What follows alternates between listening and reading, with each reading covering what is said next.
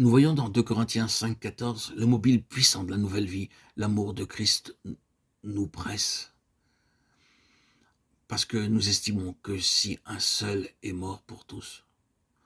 Paul retourne au calvaire à l'homme qui mourut. Ce fut la vision du calvaire qui brisa le cœur de Paul et libéra le torrent d'amour divin qui s'écoula à travers lui. N'est-il pas vrai que le calvaire n'est pas une réalité pour nous? Nous chantons à propos de la croix, nous parlons de la croix. Oui, nous chantons les cantiques les plus solennels sur la croix, et nous ne sommes pas du tout émus, pas une larme.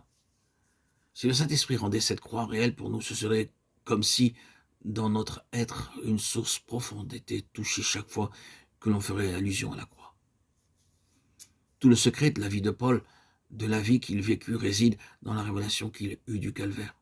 En fait, il n'avait pas vu mourir le Seigneur Jésus. Il n'avait pas été un témoin oculaire comme Pierre des souffrances de Jésus.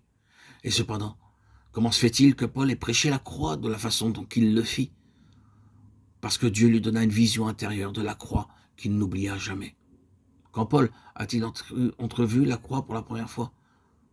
Venons un moment au livre des Actes 7,59-60.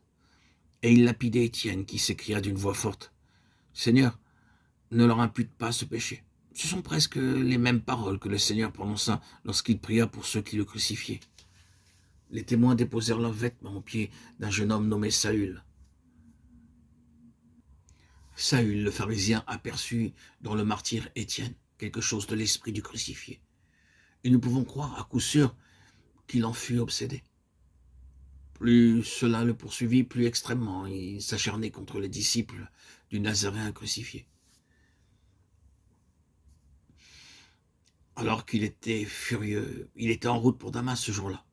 C'est là qu'il rencontra le Christ vivant, qui lui dit: Saül, Saül, il te serait dur de regimber contre les aiguillons. Acte 9, 4, 5. Ce qu'il avait vu de l'esprit de Jésus dans le martyr, Étienne était allé droit dans son cœur et se saisit de lui jusqu'à ce qu'il rencontrât le vivant, le Christ ressuscité.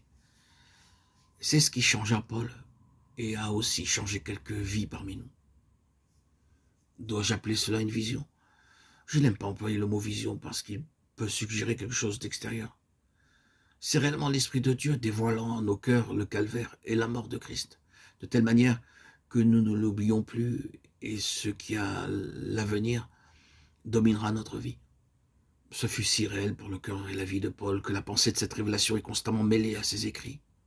Il est merveilleux de se rappeler que le Seigneur Jésus expliqua lui-même à Paul la signification de sa mort.